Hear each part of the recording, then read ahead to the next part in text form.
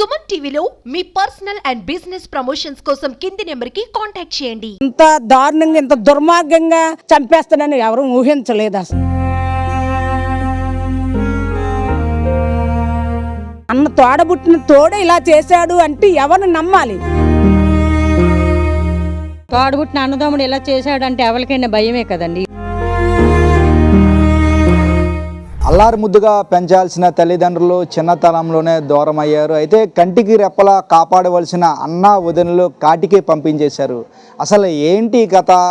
ఎవరు ఆ అమ్మాయి? చదువుతూ ఉన్నత విద్యలు అభ్యసించేందుకు చదువుకుందామని అన్నా వదినల వద్దకు వచ్చింది. అయితే అన్నా వదినలు కంటికి రెప్పలా కాపాడవలసింది పోయి తన ఉన్నత చదువులు అభ్యసించాల్సింది, ఎంకరేజ్ చేయాల్సింది పోయి తను చంపేశారు. అసలు ఇది మాకు నిజంగా చాలా బాధ అనిపిస్తుంది. మింగురు పడట్లేదు ఈ విషయం. అసలు ఎందువల్ల తను చనిపోయింది, అట్లా చనిపోయింది అనే విషయాలు తెలుసుకుందాం. అయితే గత వారం రోజుల క్రితం జరిగిన సంఘటన ఆలస్యంగా వెలుగులోకి వచ్చింది.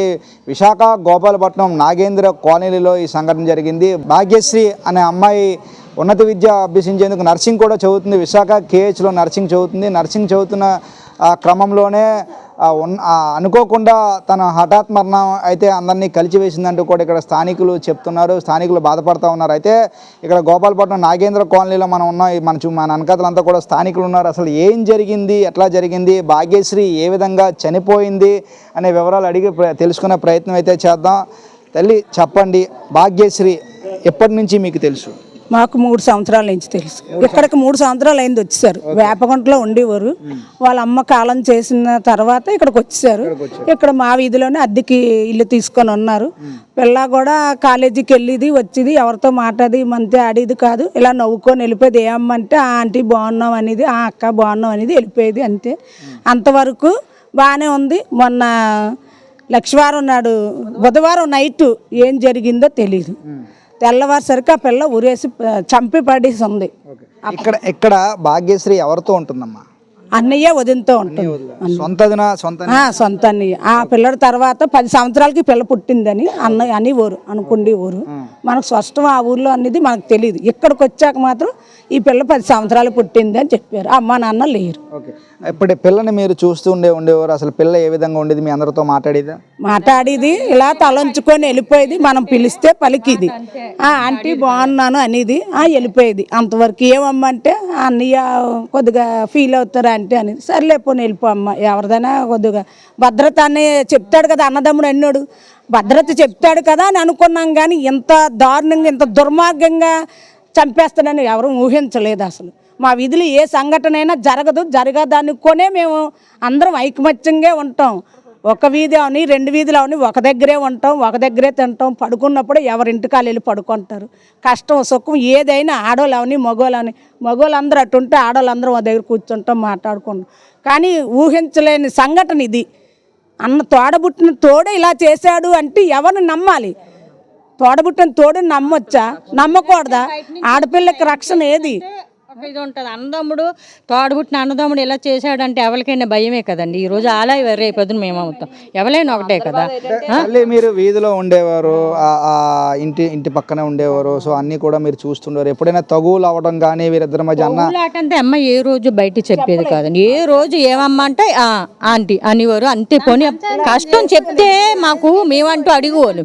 కానీ చెప్పలేదు కదా ఏ రోజు. చెప్తే అడుగుదాం, ఏం బాబు ఇలా చేస్తున్నావు అంటే ఏమి ఆ అమ్మలు అంటున్నారు. తిండి ఎట్లేదంట. మెయిన్ తిండి ఎట్లేదంటే ఎంతో కనీసం మేము బయట వాళ్ళకే ఏదో చేస్తాం. అలాంటి ఈదులో పిల్లల్ని చూసుకోము. ఎంత బాధపడిందో అండి.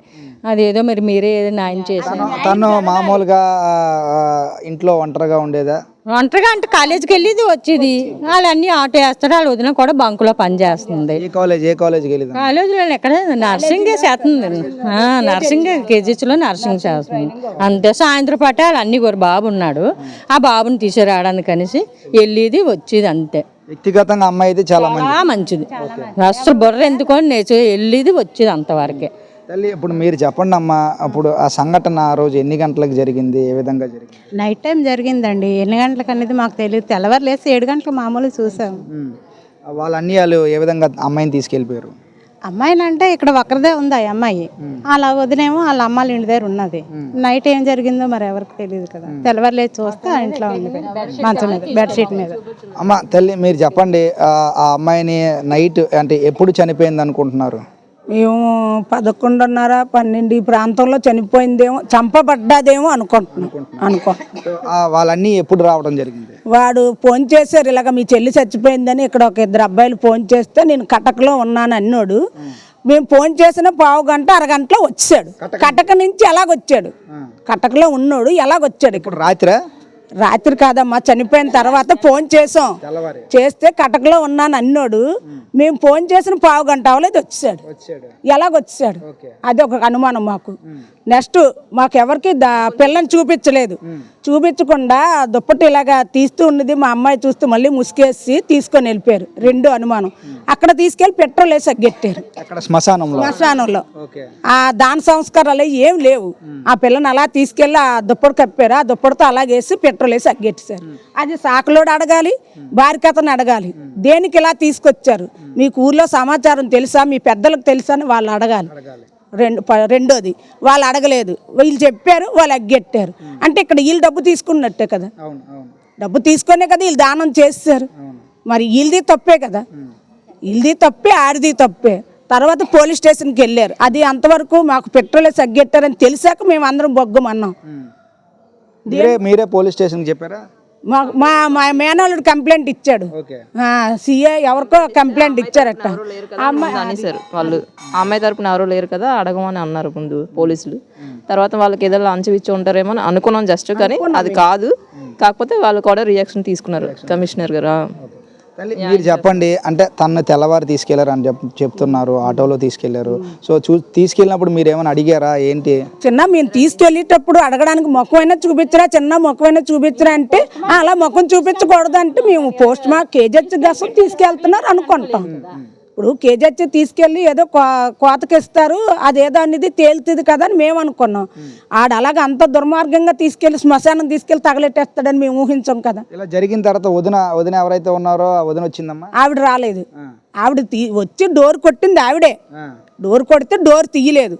తీయపోగానే వాళ్ళన్నీ ఫోన్ చేసింది. వాళ్ళన్నీ గోగోగో పరిగెట్టి వచ్చి వాళ్ళన్నీ డోర్ కొడితే తీయలేదు. ఇలా గోడ ఉంది, ఆ గోడ ఎక్కి మీద జాలీల్లో నుంచి చూస్తే ఏలబడి ఉంది అని అన్నారు. ఏలబడి ఉందంటే నేను వంట చేసుకున్నాను, పరిగెట్టి వెళ్ళాను. నేనేమనుకున్నా అంటే వాళ్ళ ఆయనే కాసం ఉరిపోసుకున్నాడు అనుకున్నాను. అంటే 3 పిల్లల్ని దెబ్బలాడుకొని అలా పుట్టింటికి వెళ్ళిపోయింది ఆవిడ. అలా గసం అనుకొని నేను మీదకి వెళ్ళి డోర్ కొడుతున్నప్పుడు ఇంకా నాకు జాలి అనిపించి నేను గోగోగ మీదకి వెళ్ళిందని దిగి గోగో వచ్చేసాను. ఏటైంది అప్పుడు కిందకు వచ్చాక అంటున్నారు అబ్బాయి కాదు అమ్మాయి భాగ్యశ్రీ ఊరేసుకుందాను.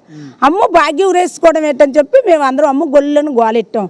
అమ్మ భాగ్య ఊరేసుకోవడం ఏంటి అది అలాంటి కాదని మేము అందరమే గోలెట్టాం. కానీ గోలెట్టిన ఆ క్షణంలో ఆ దరిద్రుడు మరి ఎందుకు అలా చేశాడో, ఆ దుర్మార్గుడు ఇవన్నీ ముందే ప్లాన్ మీద జరిగిందో, ఇదంతా జరిగిన తర్వాత వాడు కావాలనే చేశాడో, ఎందుకు అలా చేశాడు అనేది తెలియదు, ఎవరికి కూడా తెలియదు. అయితే తల్లి మీరు చెప్పండి, ఇప్పుడు ఇంత జరిగినప్పుడు తీసుకెళ్తున్నప్పుడు కూడా మీరు ప్రశ్నించినప్పుడు వాళ్ళు ఏం సమాధానం? వాళ్ళు ఏడు సమాధానం చెప్పలేదు. మాట్లాడకుండా అందులో వేసేసి అలా తీసుకుని వెళ్ళిపోయారు అంతే. వెళ్ళిపోతున్నప్పుడు మేము కోతగాసం తీసుకెళ్తున్నారులే అని అనుకున్నాం. కానీ ఇంత దుర్మార్గంగా, ఇంత దారుణంగా తోడబుట్టిన తోడు ఇలా చేస్తాడు అని మేము ఊహించలేదు. అసలు ఎందువల్ల ఆయన ఎలా చేశాడు అనుకుంటున్నారు? అసలు ఎన్ని రోజులు కూడా బాగా చూశాడా, ఎన్ని రోజులు ఇబ్బంది పెట్టాడా, లేకపోతే అసలు ఎందువల్ల తను? అమ్మాయికి మాత్రం చిన్న లోన్ ఏ ఇబ్బంది పెట్టినా అమ్మాయి ఎవరితో చెప్పలేదు, ఎవరితో చెప్పలేదు. ఈ రోజు ఈ కూడు లేదు, ఈ కోరెట్లేదు, హింసిస్తున్నాడని ఎవరితో అమ్మాయి చెప్పలేదు. ఎన్ని బాధలైనా అమ్మాయే పడ్డాను, ఎంత నరకమైనా అమ్మాయే అనుభవించింది. కానీ ఎవరికి తెలియదు ఇలా జరిగింది అని.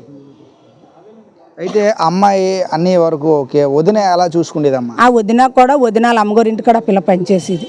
వదినాల అమ్మాళ్ళ ఇంటికి కూడా వెళ్ళి పిల్ల పనిచేసేది. ఆవిడకి అన్ని పనులు సఫారీ చేసి వచ్చి ఇక్కడ అన్ని పనులు సఫారీ చేసుకొని కాలేజీకి వెళ్ళేది. ఓ మేనాళ్ళు ఉన్నాడు, ఒక 5-6 సంవత్సరాల పిల్లడు. ఆడికి తయారు చేసి ఆడికి భోజనం తినిపించి ఆడికి క్యారేజ్ కట్టి ఆయన స్కూల్కి దేబెట్ట వరకు ఇక్కడ తీసుకొచ్చి ఇక్కడ అబ్జెప్పేసి కాలేజీకి వెళ్ళేది ఆ పిల్ల. పక్క ఇంట్లో వదినాల ఇంట్లో ఇక్కడ పనిచేసేది, వదినాల అమ్మాళ్ళ ఇంట్లో పనిచేసేది, మళ్ళీ కాలేజీకి వెళ్ళి చదువుకొని వచ్చి మళ్ళీ పనిచేసేది. ఆ అమ్మాయికి అంటూ అసలు నిజంగా ఆ అమ్మాయి జీవితానికి అసలు సుఖం లేదు. కానీ ఆ అమ్మాయి ఎవరికి చెప్పలేదు. నేను ఆ అమ్మాయి చేసి తప్పు ఏంటంటే, నా బాధ ఇది అని ఏ పక్కోళ్ళకి చిన్నది సర్దుబాటు చేసుకున్నా నలుగురు ఆ రోజే కడిగి సండేసిద్దాం. ఇంతవరకు ఆ పిల్ల చనిపోయేదాకా అవసరం లేదు. కడిగి ఆ రోజు జిత్తట్టుకొని ఆ నలుగురు ఆడలు 4 జల్లలు తన్నే తేడు చేస్తాడు ఆడైతే మటుకు. తల్లి ఇప్పుడు మీరు చెప్పండి, కనీసం మీరు వీధిలో వాళ్ళు ఇంతలా బాధపడుతున్నారు, కనీసం అన్నా వదిన ఏమైనా బాధపడ్డారా? వాళ్ళకి ఎందుకు ఉంటుంది చిన్న చేసిన వాళ్ళే వాళ్ళకి ఎందుకు ఏడుపు వస్తుంది? ఏదో బాదుకొని ఏడ్చని ఏడుతారు. ఆ కళ్ళ నీళ్ళు చుక్క కూడా రాలేదు. కనీసం ఇలాగ వాళ్ళే చేశారు మెయిన్, కళ్ళ నీళ్ళు చుక్క రాలేదు మెయిన్. అయితే అమ్మ తల్లి మీరు చెప్పండి, ఇలా ఆటోలో తీసుకెళ్లారు అంటున్నారు, ఎవరు తీసుకెళ్లారు అసలు ఆటోలో? ఆ పిల్ల అన్నయ్య డ్రైవింగ్ చేశాడు. ఇక్కడ ఒకరు ఇద్దరు ఉన్నారులేండి, ఆయన ఆటో వేస్తాడా? పిల్లలన్నీ ఆటో వేస్తాడు? పిల్లలన్నీ ఆటో వేస్తారు. ఆ కుర్రోడు డ్రైవింగ్, ఆ పిల్లడు వాళ్ళ ఫ్రెండ్స్ ఇద్దరు ఉన్నారు, అటొకడు ఇటొకడు కూర్చున్నాడు. ఆ పిల్లడు బామ్మరిది వెనకాతలు కూర్చొని ఇది బుర్ర దగ్గర పట్టుకొని ఉన్నాడు. పట్టుకొని తీసుకొని వెళ్ళిపోయారు. ఇన్ని రోజులు మన కళ్ళ ముందు పెరిగిన అమ్మాయి, మన కళ్ళ ముందే ఆడుతూ పాడుతూ స్కూల్కి వెళ్తూ చదువుకున్న అమ్మాయి ఈ రోజు మన మధ్య లేదు. దీనికి మీరేం చెప్తారు? మేము ఎంతో బాధపడుతున్నాం చిన్న, అందరూ దుఃఖపడేది ఏంటి తెలుసా, ఆ అమ్మాయికి న్యాయం జరగాలి. పవన్ కళ్యాణ్ గారికి కూడా మేము చెప్పమంటే చెప్తాం, ఆ అమ్మాయికి న్యాయం జరగాలి. దేనివల్ల పెట్రోల్ వేసి ఆడు అగ్గెట్టాడు, మాకు ఆ రూపాయలు ఆగాలి, న్యాయం జరగాలి. మరో రోజు మరి అమ్మాయికి జరగదని ఏంటిది అంటున్నాను. ఈ విషయంపై మీరు ఏ విధంగా స్పందిస్తున్నారు? అవునమ్మా, ఇప్పుడు ఈ అమ్మాయికి న్యాయం చేయండి. ఏ న్యాయం కావాలి? చేయండి, అగా అందరూ ఎలాగ ఆమోదిస్తే అలాగే శిక్ష పడాలి మెయిన్. ఆ అమ్మాయికి న్యాయం జరగాలి, వాళ్ళకి కంపల్సరీ శిక్ష పడాలి. మేము ఇదే చెప్తున్నాం బాబు, పవన్ కళ్యాణ్ సార్ కూడా ఇదే చెప్తున్నాం. సార్ ఈ కేసు మీరు తీసుకొని ఇది ఎలాగైందో దర్యాప్తు చేసి అది ఎందుకు అలా చేశారో అది తేలాలి సార్. పెట్రోల్ వేసి అగ్గెట్టినంత పాపం ఆ పిల్ల ఏం చేసింది అది బయట పడాలి సార్.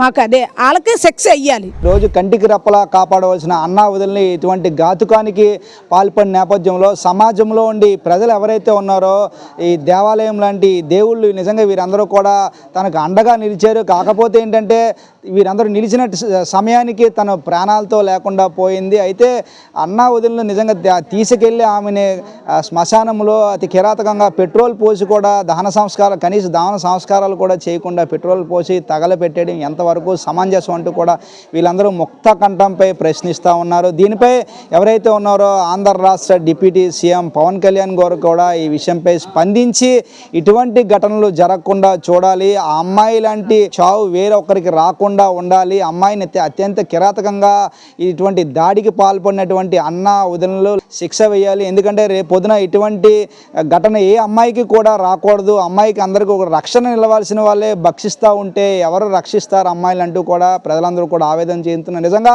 తను లేకుండా పోయింది అంటే ఇటువంటి సంఘటనలు ఎవరికి జరగకుండా స్థానికులందరూ ముక్తఖండంతో ఇటువంటి సంఘటన ఖండిస్తూ ఉన్నారు. ఏదేమైనప్పటికీ కూడా ఈ విషయంపై ఉన్నతాధికారులు చర్యలు తీసుకొని వేరొక అమ్మాయికి ఇటువంటి ఘటన జరగకుండా చూడాలని అందరితో పాటు మనం కూడా కోరుకుందాం.